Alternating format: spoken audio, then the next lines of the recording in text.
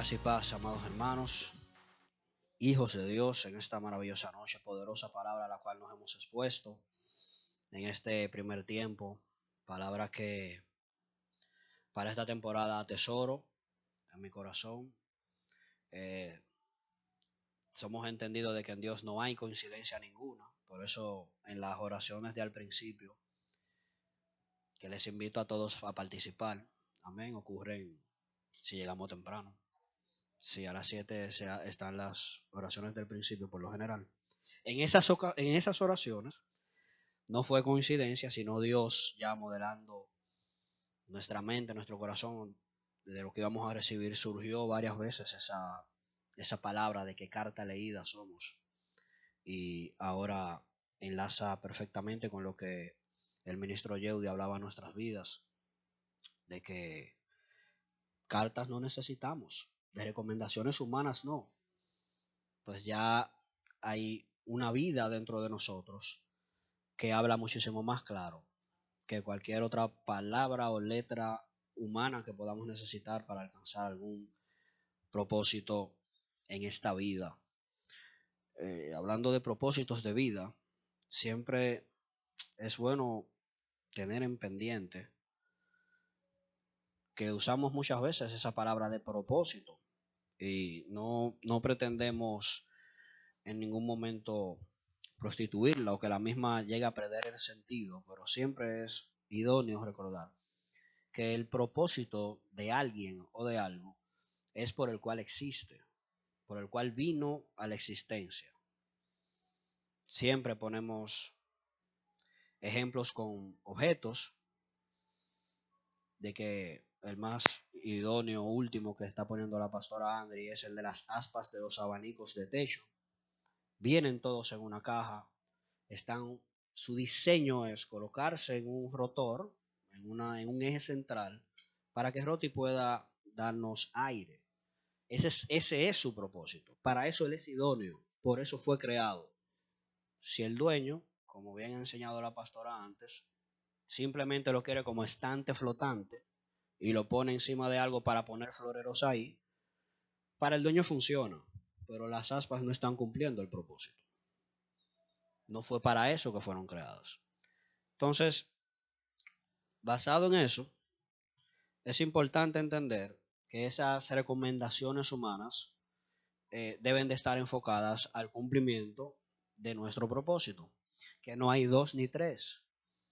Mi propósito no es ir a Estados Unidos a predicarle el evangelio y hacerme millonario, o ir a España, a Europa, porque los propósitos nada más están en los países con dinero. A mí me sorprende bastante eso. El propósito es uno y es revelar, dar a conocer, expresar la naturaleza de Cristo. Sencillo. Ahora no es sencillo entenderlo. Ahora.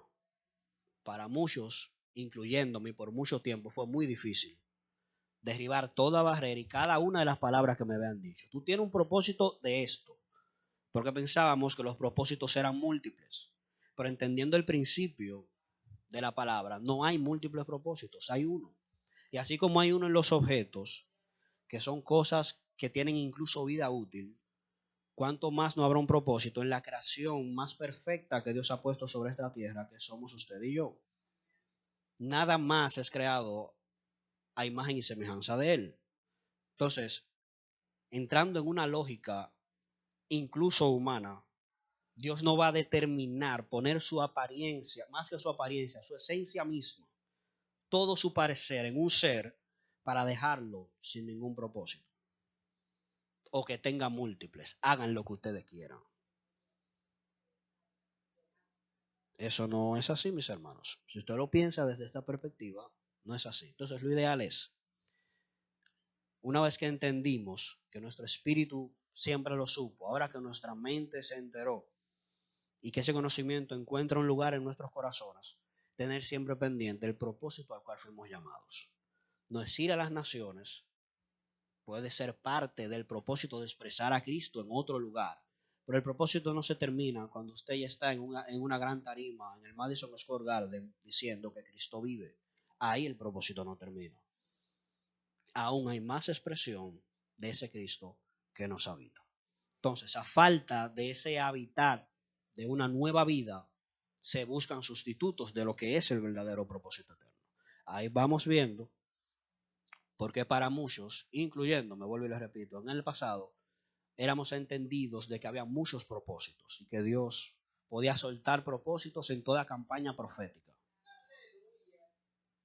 Pensamiento errado que por la gracia y misericordia del Señor para este tiempo hemos venido a corregir porque estamos a tiempo. Si usted se fija, esto es una convocación para los jóvenes y para toda la iglesia, pero es dirigido por jóvenes. Amén. Entonces, estamos, yo diría que más que a tiempo para corregir estas estructuras de pensamiento que van a regir entonces lo que hacemos. Pero eso no es lo que nos convoca aquí hoy. Ese era, sí, lo que el Señor quería hablarnos.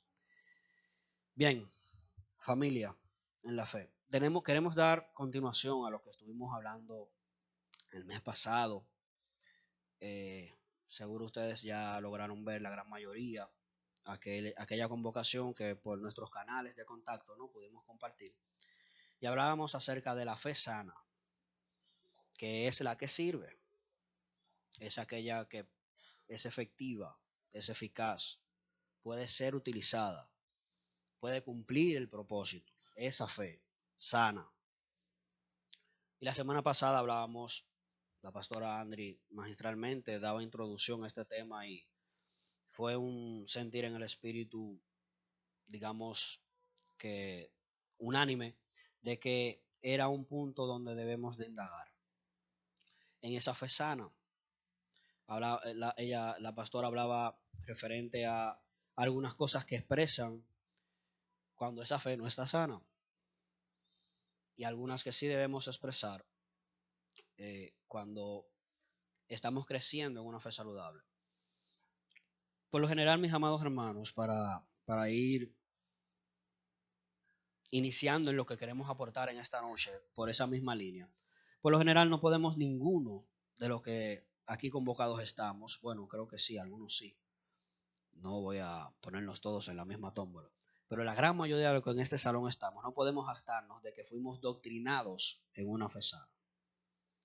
Y eso es de tener principal atención, porque de ser así, que de hecho en la mayoría de nuestros casos, incluyéndome, lo es, entonces hay un trabajo que hacer para transformar esa fe corrompida, enferma, usando los términos que nos competen en esta noche, para llevarla entonces a una sanidad para que la misma pueda ser efectiva. Le doy este entremés porque no pretendemos haber nacido en esa fe, porque a ningún lado llegaremos si pretendemos que nacimos en esto. Dejaremos cosas ocultas que después nos van a sacar a cuentas. Entonces, mis hermanos, lo primero que quisiera aportar para sellar de nuevo, reafirmar aquella palabra que estuvimos viendo hace un mes aproximadamente en este mismo lugar, en la convocatoria que nos hacían, es esa redefinición en este nuevo pacto de lo que podemos llamar fe. Entonces, para eso yo quisiera, que al principio nos puede parecer un poco turbulento, pero tenemos que pasar por Hebreos 11. Hebreos 11 se titula La fe. Aquellas Biblias que tienen ese título arriba, ¿verdad? Y para los que se han adentrado y han pasado por allí en ciertas convocaciones, congresos, cualquier convocación donde la fe sea el título, lo hemos también apodado nosotros como aquel salón de la fama de la fe, donde están los héroes de la fe. Pero hay cosas allí que nos llaman bastante la atención en connotación a esta perspectiva distinta que tenemos que ver referente a la fe. Hebreos 11, mis hermanos, vamos a pasar por allí a leerlo, como bien el ministro Yeudi hizo anteriormente. Vamos a leerlo entero, rápido, pero con ciertas paraditas para entender algunos puntos específicos que quiero compartir con ustedes. Es bastante extenso, es un derroche de manifestación gloriosa del Señor en diferentes etapas de la historia de estos hombres, mujeres y pueblos de Dios, operando el Señor a favor de ellos. Y dice este texto en Hebreos 11 que por la fe había una ejecución, que por lo general usted se va a fijar, cuando lo lea más despacio en su casa, en su hogar, se va a fijar que cada una de esas por la fe, el hombre no tenía control total de lo que allí iba a suceder. O sea, por la fe se abría esa brecha para que Dios entonces ejecutara por encima de las capacidades humanas que él pudo haberle dado a ese hombre. Fíjese esto, verso 1 y 2. Dice, pues la fe, la certeza de lo que se espera, la convicción de lo que no se ve. Esta es la definición que hasta hace un tiempo regía nuestra vida. Nos agarraban fuera de base, nos atrapaban en cualquier... ¿Qué es la fe? No lo sabíamos prácticamente como un disco, más que nuestra canción favorita. ¿Qué es la fe? La certeza de lo que se espera, la convicción de lo que no se ve. Esta es la definición. Pero mire esto, mire qué lejos está la corrección que queremos ir trabajando en nuestra estructura mental. Verso 2. Eso lo dice en el 1. En el verso 2 dice, porque por ella alcanzaron buen testimonio los antiguos. Repito, 1 y 2 corrido, para que entendamos esto. Es pues la fe, la certeza de lo que se espera, la convicción de lo que no se ve, porque por ella. Cuando estamos leyendo esta parte y después, entonces yo le digo, ¿por qué? Yo estoy condicionando, si entramos en las letras, en las teorías literarias, y esto es una literatura aquí escrita, que el Señor nos ha permitido tener. Cuando usted pone por qué después, usted está explicando lo que provocó lo anterior. Si yo le digo, hace frío, usted fácilmente me puede, en verdad yo lo tengo ahora mismo, usted fácilmente me puede dar la respuesta de que, varón, el abanico no lo has terminado de bajar. Hay un porqué. ¿Por qué? Por esto. Volveremos y leemos. 1 y 2. Es pues la fe, la certeza de lo que se espera, la convicción de lo que no se ve, porque por ella alcanzaron buen testimonio los antiguos. Por este motivo, al ellos alcanzar este buen testimonio, es que esta definición entra entonces en función. Era la certeza de lo que ellos esperaban, la convicción de lo que todavía no habían visto. ¿Qué es eso? Usted y yo sabemos que es. No haga spoiler. Aquí más adelante también lo dice. Ahí empieza a decir, verso 3, por la fe entendemos que ha sido constituido el universo. Verso 4, por la fe Abel ofreció a Dios más excelente sacrificio, motivado por lo que él no había visto, pero que tenía la certeza que había de venir, conectando con el verso 1. 5, por la fe no fue traspuesto para no ver muerte. 6, pero sin fe es imposible agradar a Dios. En este contexto en el que estamos avanzando en la historia, sin esa certeza de que la promesa de Dios se iba a cumplir, era imposible agradarle. En el hoy también, pero ya la promesa dejó de ser promesa para un futuro lejano. Pero no se adelante, seguimos. 7, por la fe Noé, cuando fue advertido por Dios acerca de lo que venía, con temor preparó el arca. 8, por la fe Abraham, siendo llamado, obedeció para salir del lugar en el cual había de recibir herencia. Por la fe habitó este mismo Abraham como un extranjero, donde él lo tenía todo. Decidió moverse como un nómada, porque escuchó la voz de Dios que le dijo, sal de tu tierra, no de la tierra ajena, no simplemente donde vives, y de tu parentela, y yo te llevaré. Obedeciendo esa voz, sale en una promesa. Seguimos. Por la fe la misma Sara, conectando el 11. Ese verso 10 dice, porque esperaba la ciudad que tenía fundamento, cuyo arquitecto y constructor es Dios. Aquí habla lo que él estaba esperando también. Aquella porción que Dios le había permitido ver de lo que se había de manifestar. Él vio esa porción y dijo, wow, yo tengo que moverme. Se movió. Verso 11, por la fe la misma Sara, siendo estéril, recibió fuerza para concebir. Por lo cual también de uno, y ese ya casi muerto, salieron como las estrellas del cielo en multitud. Verso 12 dice eso. Ahí sigue diciendo muchos testimonios de fe. Y es necesario que avancemos. ¿A dónde esto termina? Verso 39 y 40. No sin antes mencionarles que hay ejemplos poderosísimos en todo este capítulo, pero no podemos olvidar también en los versos 36 y 37, por ejemplo, todo va maravilloso. Versos 36 y 37 dice: otros experimentaron también vituperios y azotes, y además de esto, prisiones y cárceles. Fueron apedreados, aserrados, puestos a prueba, muertos a filo de espada. Anduvieron de acá para allá cubiertos de pieles de ovejas y de cabras.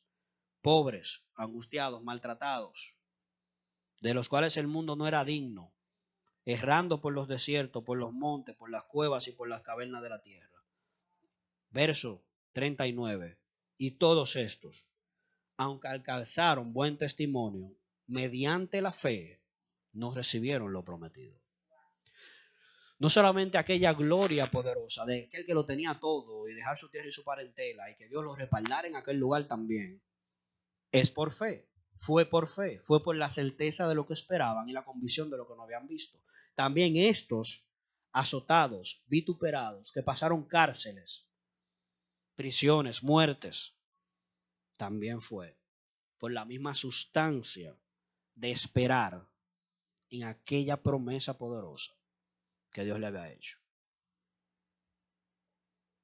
Todos estos, 39, vuelvo y leo, siendo referencia de lo que está más arriba. Aunque alcanzaron buen testimonio mediante la fe, no recibieron lo prometido. Inclusive con todas estas pruebas, digamos así, de fe que tuvieron y en lo mismo obrar de Dios de forma sobrenatural, todos los que están arriba no llegaron a ver lo prometido. 40. Aquí entonces aparece usted y aparezco yo. Proveyendo Dios alguna cosa mejor para nosotros, para que no fuesen ellos perfeccionados aparte de nosotros. Esa certeza de lo que ellos esperaban, la convicción de lo que no habían visto, no les fue entregada a ellos. Luego de la muerte y resurrección de Cristo, entonces Cristo es otorgado a todo aquel que había creído antes, pero mucho más a nosotros que ya pasamos después de la cruz, al estar después de la cruz. Ya no podemos movernos bajo el mismo régimen de la certeza de lo que se espera lejano y la convicción de lo que no hemos visto. Porque esa certeza y esa convicción ya no se encuentra en un trono sentado solamente. Está allá, pero también está aquí. Es por eso entonces que nuestra traducción o definición debe de ser modificada. Porque ya no puedo vivir creyendo que va a pasar quien ya vive en mí. No podemos tomar una porción de la palabra que es viva, eficaz, la practico, se ha hecho una conmigo, pero entonces la definición de la fe derriba eso. Porque quiero someterme a lo que dice la Escritura. Pero si leemos con el entendimiento que Dios nos ha permitido, no a mí, no en particular, es una revelación en la cual está entrando casi el movimiento por completo que estamos hablando de esta palabra de gracia y de verdad. Es llegar al entendimiento de que todo aquello que estaba sustentado en una promesa ya fue provisto en Cristo. Y Cristo no está dividido. El mismo Cristo que está sentado en el trono, dice la palabra, intercediendo por nosotros, a la diestra de Dios Padre, es el mismo que nos habita. Como vida y como obra poderosa de la regeneración que Él está llevando a cabo en nosotros. Dicho esto, mis hermanos, creo que empieza a perder, no pretendo haberlo alcanzado ya, con estos minutos hablando, pero así como lo hizo en mí, mi fe, la vida que me habita, entenderá más adelante por qué lo digo así. La vida que me habita cree que con estos minutos que hemos hablado de este tópico, empezamos a desmontar la definición automática que tenemos de la fe, incluyéndome. ¿Qué es pues la fe? Incluso si nos la preguntan con ese orden de palabras, nos sale automático. Pues yo puedo preguntarle, ¿qué es la fe? Y usted como que, vamos a buscar. Ahora, si yo le pregunto fácilmente a todo el que le ha pasado por ahí, ¿qué es pues la fe? Fácilmente no sale automático. Hacerte por el orden de palabras en el cual está en la Escritura. Amén. En el verso 2 del capítulo que leímos, hermanos, establece el porqué de la definición, como le mencionaba anteriormente, entrando en el contexto que Hebreos fue escrito. Entonces, a este tiempo hemos sido llamados a expresar una fe superior que no proviene solo de lo que hemos sido enseñados a creer, sino que viene de una experiencia de vida y del conocimiento de lo que se nos ha otorgado en Cristo, de la revelación de lo que ya hemos obtenido en su persona y en su vida que habita en nosotros. Ahora la fe pasa de ser yo creo en Dios a ser Dios vive en mí.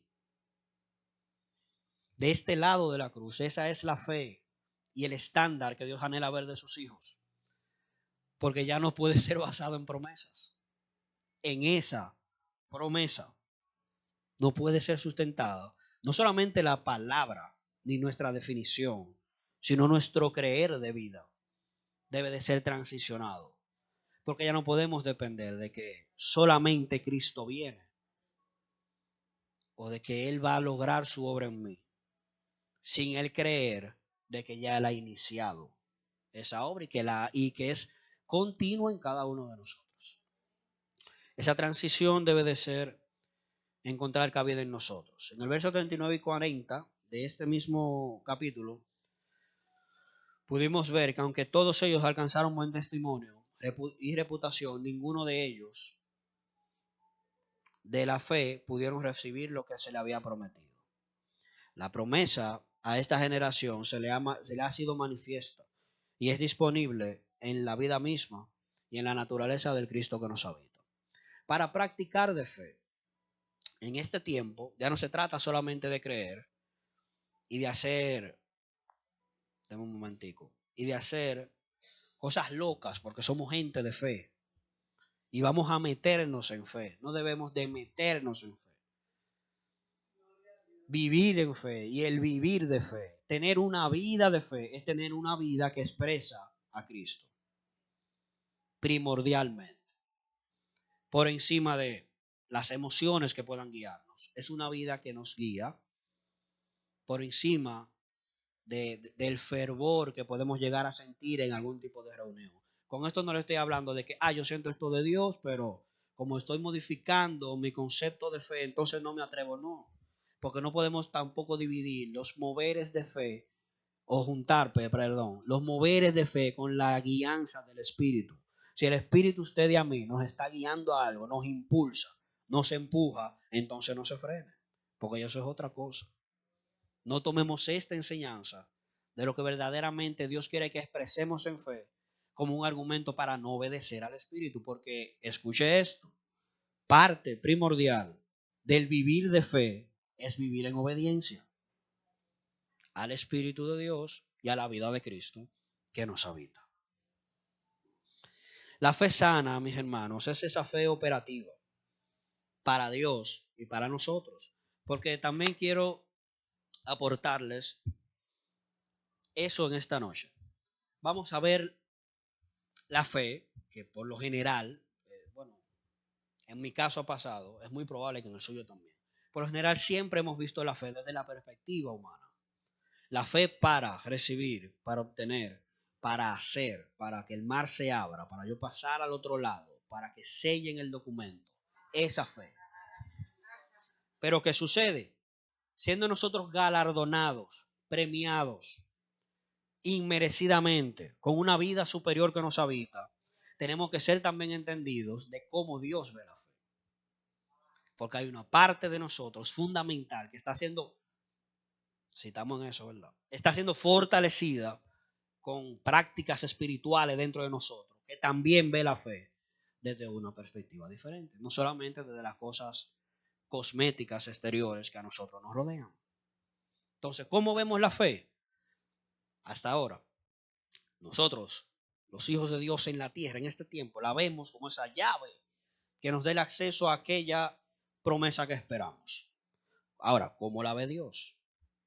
Que se supone que desde la perspectiva de fe es el suplidor de aquello que estamos esperando. ¿Cómo Él ve la fe? Él la ve también como una puerta.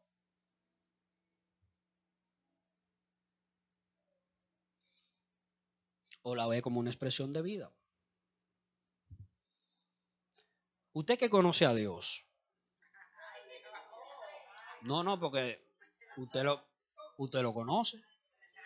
¿Usted cree que que Dios operaría tranquilo, feliz, con esa raya divisoria de solo darnos lo que queremos? Cuando hubo un sacrificio en una cruz hace más de 2000 años que trastornó todo lo que existe. Todo lo que existe. No estamos hablando de su vida ni de la mía. Fue la capacidad de transformar por completo una naturaleza que había sido deshecha por el pecado. Oiga por dónde estamos hablando. Ahora, usted que conoce a Dios, ¿usted cree que Dios, luego de ese sacrificio que lo habilitó de poder habitarnos, se va a conformar con darnos? Toma y vete. Y cuando tú vuelvas a esta esquina que queda cerca de tu closet, yo te estaré escuchando para volver a darte. No me parece. A mí no me parece. Con lo que he conocido de Dios, que no pretendo haberlo conocido todo, mucho me falta. No me parece que luego de ese sacrificio, de esa habilidad impresionante de poder habitarnos, Dios se conforme con darnos cosas mediante la fe. Pero mire esto. Vamos a leer en Tito. Hay un libro interesante llamado Tito. Vamos a leer el capítulo 1. Vamos a ver algo allí, porque allí quiero mostrarles ciertas evidencias para que indaguemos un poco o continuar la labor iniciada la semana pasada sobre esta fe sana. Perdón, el mes pasado, sí. Sobre esta fe verdaderamente sana que es efectiva. Y dándole un pequeño adelanto en lo que llegamos allí, ¿por qué hablamos de que esa fe sana es efectiva? ¿Qué inhabilita a una fe enferma? Mire esto. 1 verso 4. A Tito, verdadero hijo en la común fe. Tienen una fe en común. Gracia, misericordia y paz de Dios, Padre, y del Señor Jesucristo, nuestro Salvador. Por esta causa te dejé en Creta, para que corrigiese lo deficiente, establecieses a los ancianos en cada ciudad, así como yo te mandé. 6. El que fuere irreprensible, marido de una sola mujer, y tenga hijos creyentes, que no estén acusados de disolución ni de rebeldía, porque es necesario, este perfil, eso es el liderazgo que él va a establecer. Porque es necesario que el obispo sea irreprensible como administrador de Dios, no soberbio, no iracundo, no dado al vino, no pendenciero, no codicioso de ganancias deshonestas. Esto es lo que no puede ser el obispo. Ya desde aquí empezamos a ver una línea de aquellos que practican una fe que no está funcional, una fe enferma, corrupta. Verso 7. Verso 8. Ese mismo obispo también tiene que ser hospedador, amante de lo bueno, sobrio, justo, santo, dueño de sí mismo. Estas son evidencias de una fe sana. 9. Retenedor de la palabra fiel, tal como ha sido enseñada, para que también pueda exhortar con sana enseñanza y convencer a los que contradicen. Aquí hay un punto importante en esa letra que acabamos de leer. Aquel que posee una fe sana, que la ejercita, que la practica, que la vive, solo ese será el capacitado, no solamente para sanamente adiestrar, enseñar, transformar, impartir, sino también que será habilitado de convencer a los que contradicen. Y ese es un don en el mundo en el que vivimos, ese es un don que debe ser anhelado por nosotros. No basta con predicarles a los que ya han sido convencidos. Debemos clamar y esperar, orar al Señor para la manifestación de esto. que aquellos que pretendemos y caminamos por una fe sana, que cada día sea más saneada en nosotros, sea el clamor de nuestro corazón, mente y espíritu, que en esa misma sanidad seamos también habilitados para convencer a los que contradicen. Porque en este tiempo, mi hermano, esta palabra, hay mucho que contradice. Seguimos. Verso 10. Porque hay aún muchos. No lo digo yo ahora, hay muchos. En aquel tiempo había muchos, ahora hay más. Porque hay muchos contumaces, habladores de vanidades y engañadores, mayormente los de la circuncisión. ¿Cuáles? Y esto, pero y eso no son los que son más santos, los que tienen el pacto con el Señor, que hay una señal en su miembro, que ellos fueron apartados. Aquí dice mayormente, o sea, no dice que ni siquiera es igual el número. Los gentiles, habían 2, 3. Estos de la circuncisión eran la mayoría de los que practicaban lo que eran contumaces, habladores de vanidades, engañadores, a los cuales es preciso taparle la boca. ¿Por qué? Porque trastornan casas enteras, enseñando por ganancia deshonesta lo que no conviene. Uno de ellos, incluso aquí pone una historia, uno de esos que fueron circuncidados es profeta y dijo de ellos mismos, de los cretenses, siempre son mentirosos, son malas bestias, glotones y ociosos. Los que son circuncidados son todas estas cosas. Practicaban todo eso. 13. Este testimonio es verdadero, por tanto, repréndelos duramente. ¿Para qué, iglesia? Dándonos a entender en este verso 13 que todo lo que está ahí arriba, negativo y no productivo para el reino de Dios, habla de manejarse con una fe enferma, corrupta.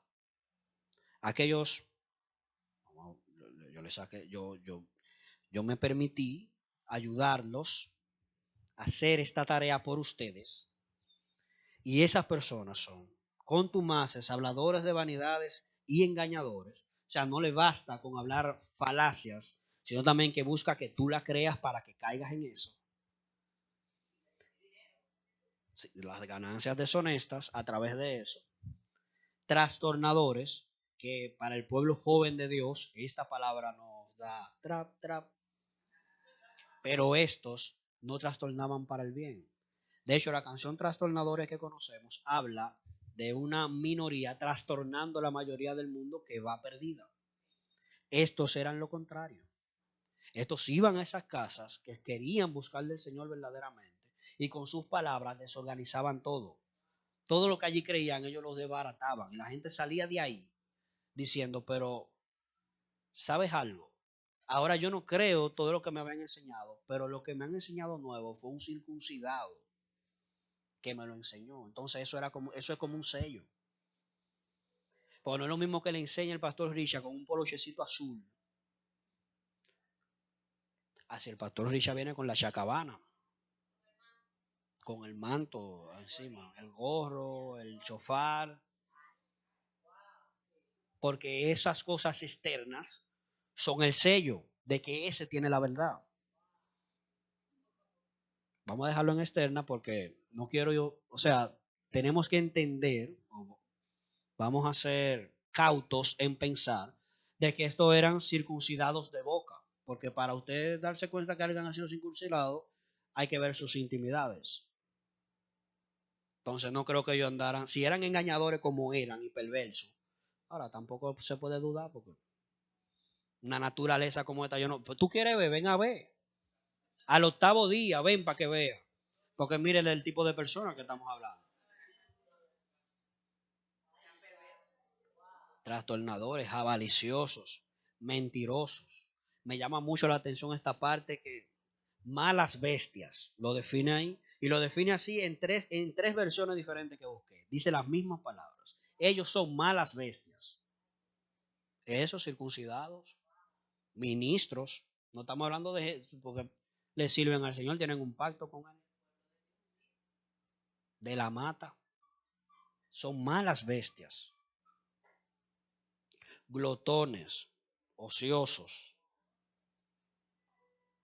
No estoy hablando que determinaban un punto del ocio. No, no, no. Eran gente vaga, hermanos.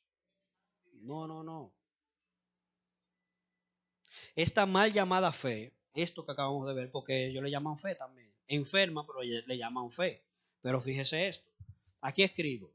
Esta mal llamada fe, porque ya en el contexto que nos compete, en lo que estamos intentando comunicarles en esta noche, ya no sería simplemente una creencia, sino que sería un estilo de vida, una vida misma expresándose a través de nosotros. Entonces esto no cabe como fe en el tiempo en que vivimos. Si alguien se comporta así, no es de fe. ¿Por qué? Porque no está expresando una vida. Puede decirme que creen quien él quiera. Puede orar por el Dios de Pablo, como dice la Escritura, pero su vida, la vida de ese Dios de Pablo no le habita. Por tanto, no es ni una persona de fe, no tiene una vida de fe, aunque su labio diga lo que quiera decir. Porque el estándar de fe, vuelvo y les recalco, ha cambiado. Ya no se trata de decir yo creo, se trata de decir yo expreso. No se trata ni siquiera de decir, se trata de expresión.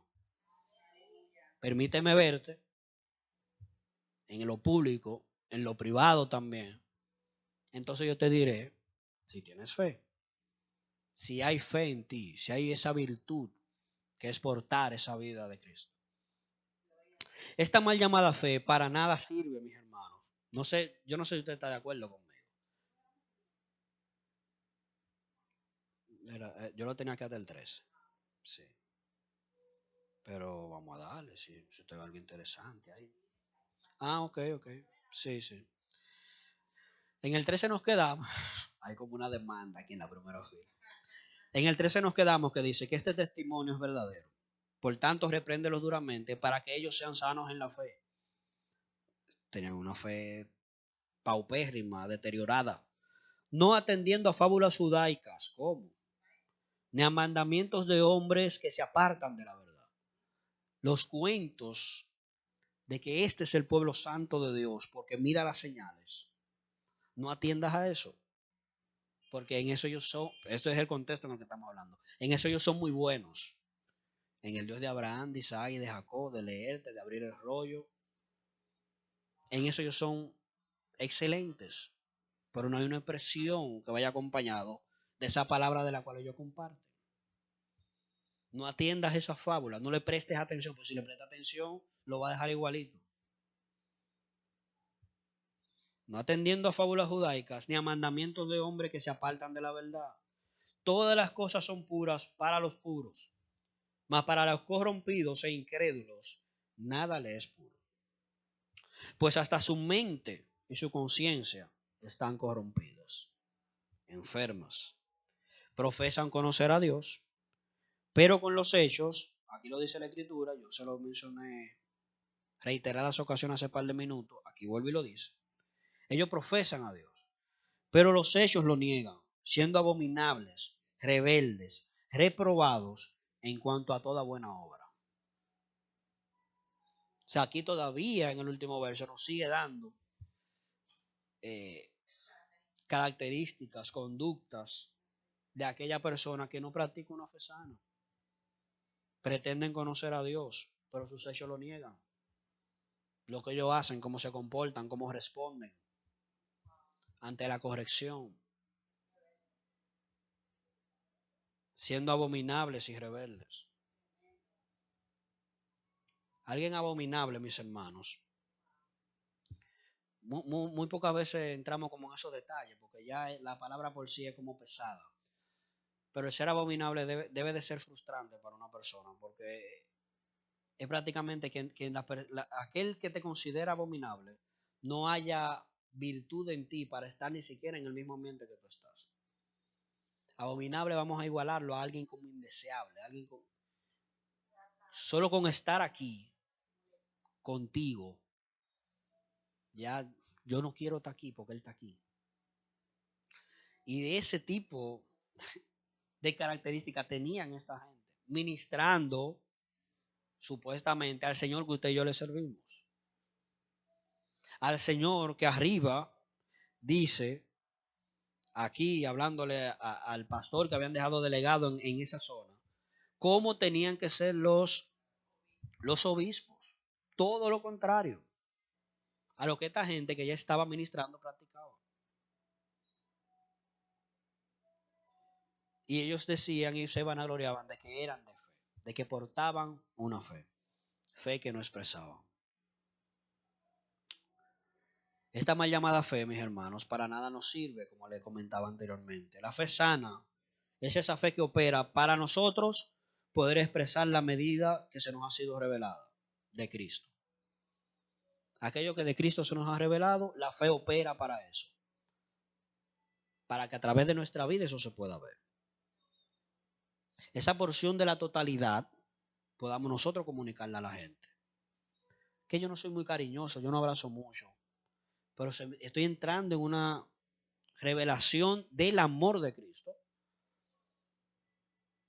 Entonces, esa porción, quizás no la totalidad, pero de esa porción, la fe es lo que me habilita para poder expresarlo. No es lo que yo creo solamente, es que ya tuve una experiencia con ese amor de Dios y solo puedo comunicarlo mediante la fe.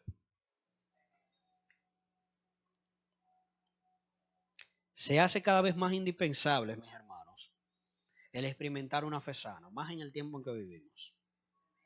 En esta sociedad convulsa y que va como muy rápido, no podemos permitirnos que nuestra fe esté determinada solamente por puntos específicos.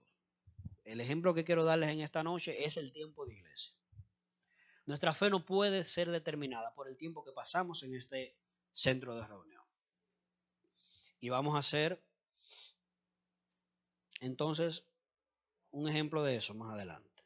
La meta como cuerpo es llevar a Cristo a todo lugar, expresando con nuestra vida una fe sana, fuerte, establecida, con los fundamentos correctos y operativos en este nuevo pacto. Dicho esto, si esa es la misión para que la fe funcione y cumpla su propósito, entonces la fe no puede ser solamente utilizada en el tiempo de iglesia. Y usted me dirá por qué. Vamos a practicar los matemáticos, que también me tomé el trabajo y la tarea de hacer esto por ustedes, para compartirlo. Vamos a hacer este cálculo. Si usted tiene una calculadora ahí, vamos a hacerlo. Vamos a tomar 7 días a la semana. No tiene más, son 7, nada más vamos a coger eso. Cada día tiene 24 horas y cada semana entonces va a tener 168 horas. Cada semana. Entonces vamos a suponer que en nuestro caso no es así. Usted me dirá si en su caso, estoy casi seguro que tampoco es así. Vamos a suponer que diariamente, por 3 horas, cada día de la semana, estaremos en una actividad de iglesia. Diario 3 horas. Eso es mucho. De lunes a domingo, 3 horas todos los días. Aquí. Usted lo ve así. Pero 3 por 7 son nada más 21. 21 horas a la semana vamos a pasar en esta práctica social que nos enriquece espiritualmente, que es estar rodeado de la congregación de los santos. Poderoso es el Señor. 21 horas en toda una semana. El problema está que la semana tiene 168. Y ese 21 solo representa el 12.5% de todas las horas de esa semana. Solo el 12. Vamos a redondearlo si usted quiere. Vamos a ponerle 13. Pero fíjese algo. Estamos calculando que usted va a tener actividad todos los días. No es así. O sea, le estoy dando la oportunidad. Vamos a ponerle al 13. Pero no es 13. Es menos de 10 probablemente. Pero vamos a decir esto. Es un 12% del tiempo que pasamos toda la semana. Pero si esa misma medida la amplificamos, esa estadística, al mes o al año, las cosas se siguen alejando todavía más. ¿Por qué? Porque al mes serían 672 horas Y en la iglesia usted pasaría 84, usted y yo. Al año serían 8.064 horas y nosotros nada más pasaríamos 1.008 horas. El porcentaje no cambia, sigue siendo el mismo 12%.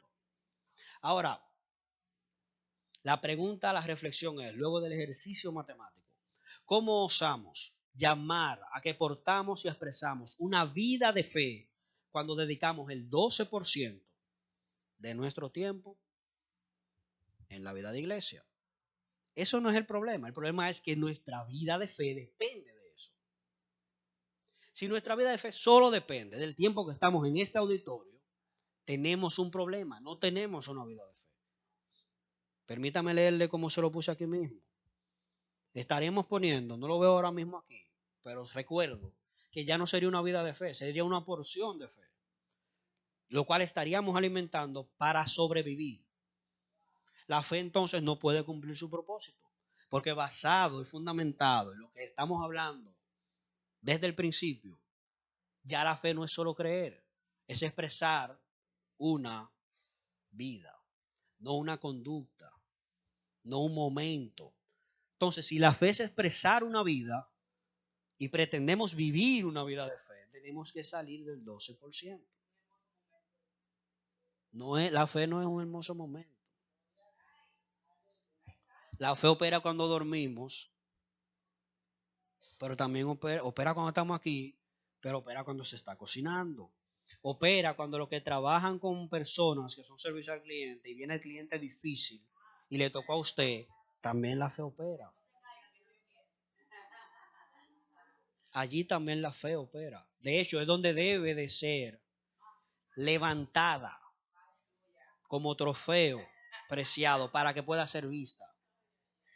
Porque entonces, si usted y yo, si yo soy el de la fe y viene el cliente difícil y nos fajamos a la trompa, entonces el testimonio de esa fe que me habita es inexistente.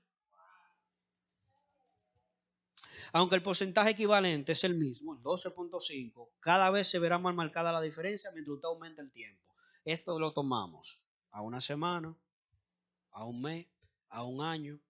¿Cuántos años usted tiene en el Evangelio? ¿Cuántos años yo tengo? La década y 5 años que yo tengo en el Evangelio, yo he dependido de esto, del 12.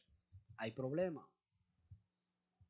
Porque nuestra fe no puede estar sustentada en un 12% del tiempo que lo dedicamos si pretendemos vivir y expresar una vida de fe.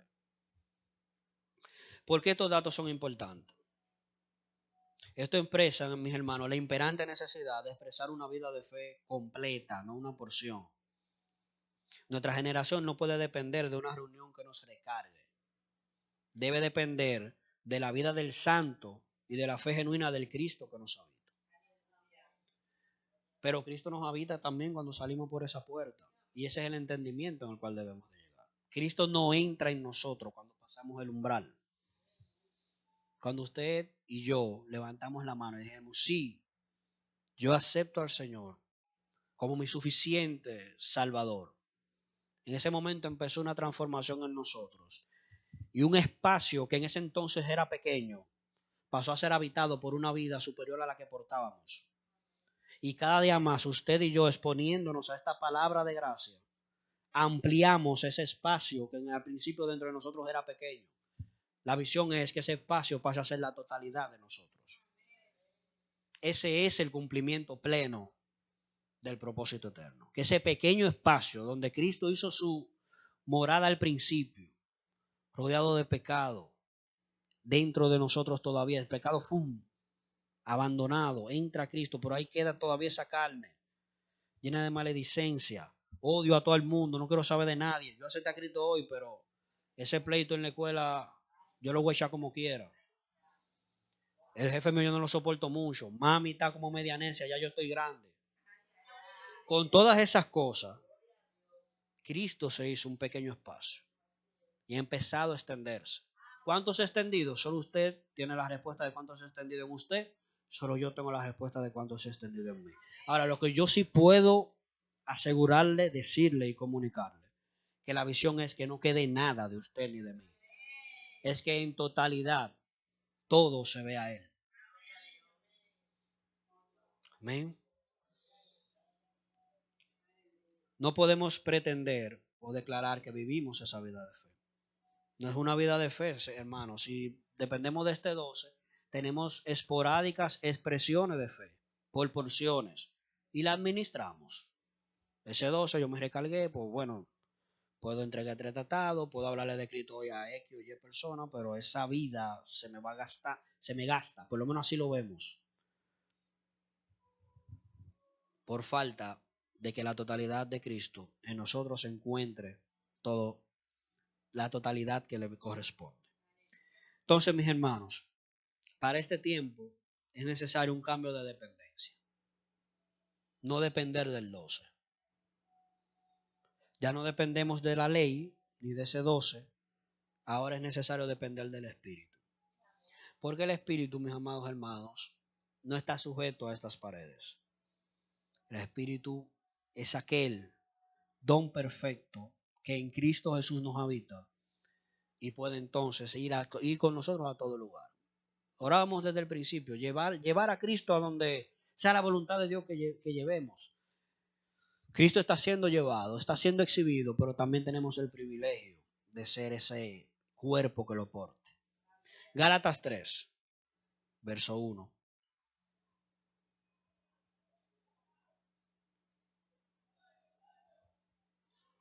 Gálatas 3, verso 1.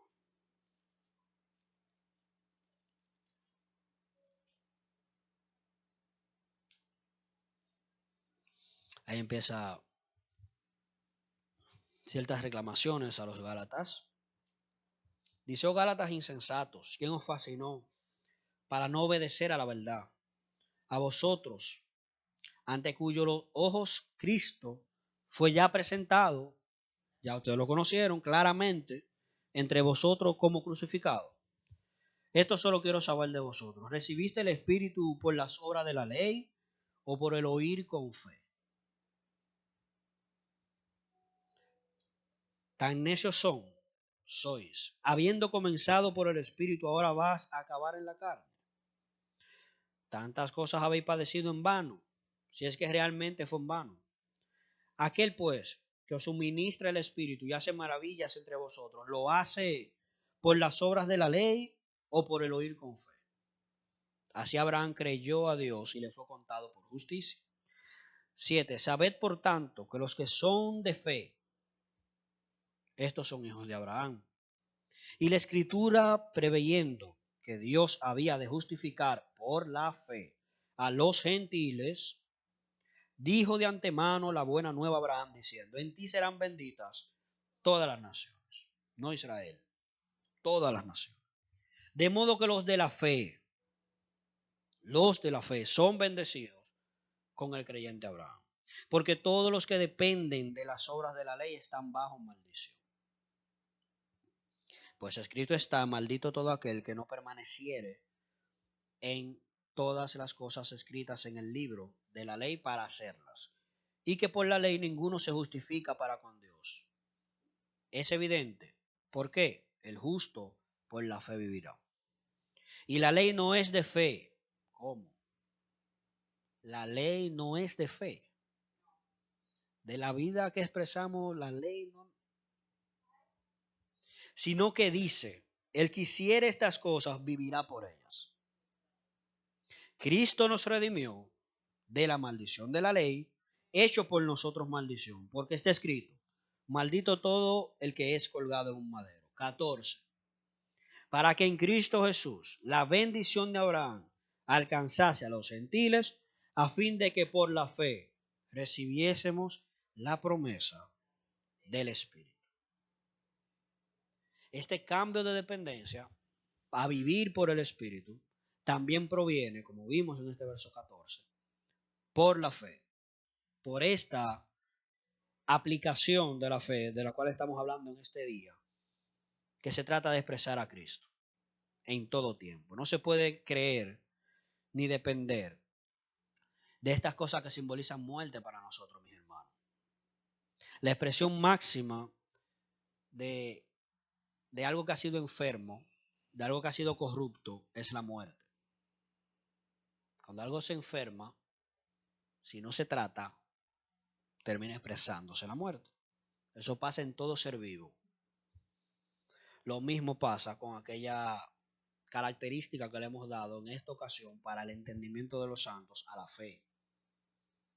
Por eso es importante, iglesia, caminar y proveernos a nosotros mismos de aquellos recursos que puedan sanar, curar algún tipo de fe enferma que aún queda en nosotros. Porque estamos llamados a expresar una calidad de fe muy superior a la que hemos entendido por la misma enseñanza con la cual fuimos incluso doctrinados. Es algo superior a eso. En los rudimentos de la ley, hacíamos las obras para ser librados de la muerte. En el entendimiento del nuevo pacto, una de las evidencias de la vida de fe es el obrar que proviene de fe. Permítame explicarle eso brevemente. Para ser librado de la ley, por la ley o en la ley, para ser librado de ella, hacíamos cosas. En esta nueva vida en Cristo que hemos recibido, porque tenemos esa vida, es que surgen las obras que hacemos. Entonces ahí caemos, para ir avanzando, que el tiempo ha avanzado un poquito, en que la fe sin obra es muerta. También lo dice la Escritura. ¿Cuál fe? La fe que nos surge espontáneamente cuando nos preguntan, o esa vida que portamos, esa capacidad de expresar la porción de Cristo. Si esa capacidad proviene de la misma vida de Dios, tiene que provocar vida. Y eso solo ocurre cuando en nosotros opera un obrar de fe. Hacemos algo para que pueda ser manifestada la vida en que vivimos. Hermanos, lo importante de sanear la fe es lo siguiente. Todo aquello que está enfermo tiene ciertas evidencias, como ya vimos incluso aplicaciones en lo natural con ciertas actitudes y eso. Yo mismo en mi casa tengo 2 ejemplos de cómo identificar cuando algo no anda bien. Son mis hijos. Gracias y gloria doy a Dios por la salud de ellos. Pero aquel que tiene hijos entiende que es muy marcada la diferencia de un niño sano a un niño que tenga la más mínima afección de salud. La más mínima, no estamos hablando de cosas de muerte. Si el niño se mueve, brinca, salta, está lleno de ánimo y de vigor, y de repente, ¡pum!, cambia toda su actitud, cambió todo, ya está como tranquilo en un lado, acostado. Esas evidencias nos dan a entender, sin usted ponerle, cuando ustedes tengan sus hijos, ¿verdad? Sin usted ponerle un termómetro, sin ponerle la mano y ver si está caliente, sin hacer un análisis. Hay un instinto en usted, porque lo conoce como él es saludable, que le dice que él está enfermo. De la misma forma, aquello que está propenso a vivir todo el tiempo enfermo, va a terminar muriendo. Y la evidencia, aquellos que poseen y portan la vida, van a poder identificar fácilmente cuando algo está enfermo en alguien. Allí radica la importancia de que esta vida sea entregada, compartida, desde una perspectiva de una fe sana. ¿Desde qué perspectiva entonces puede ver Dios la fe? Gálatas 5 y 6, para ir concluyendo en esta noche. Pues nosotros por el Espíritu aguardamos por fe la esperanza de la justicia. Porque en Cristo Jesús ni la circuncisión vale algo, ni la incircuncisión, sino la fe que obra por el amor. Le decía anteriormente, ¿cómo vemos la fe? Como esa puerta a través de la cual recibimos. ¿Cómo Dios ve la fe? Como esta capacidad de poder expresar en un mundo sediento de ver los atributos del Señor. Dios ve la fe como esa oportunidad para poder expresarse a través de nosotros. Si empezamos a verlo desde esa perspectiva, mis hermanos, y empezamos entonces a poner los ajustes del lugar basado en todo lo que hemos hablado para vivir una vida de fe, expresaremos a Cristo de forma más excelente. No pretendo decirle que no lo estamos expresando. No pretendo decirle que todo lo que hemos hecho hasta hoy es en vano. Lo que pretendo decirles y comunicarles en esta noche, en este tiempo final, es que hay un estándar mayor al cual Dios nos está llamando. Un estándar que sobrepasa el 12. Puede ser tu 30, tu 25. Dios anhela el 100. Su vida fue sacrificada por el 100. Porque Él no tuvo medidas en su entrega. De la misma forma espera que no la tengamos nosotros. Y eso no tiene ningún tipo de... No tiene ningún freno que provenga fuera de nosotros. Toda decisión debe ser tomada por nosotros, guiados por la misma vida que nos habita, y esa misma vida nos empoderará para llevar a cabo esos ajustes y seamos expresión sana del Cristo que nos habita.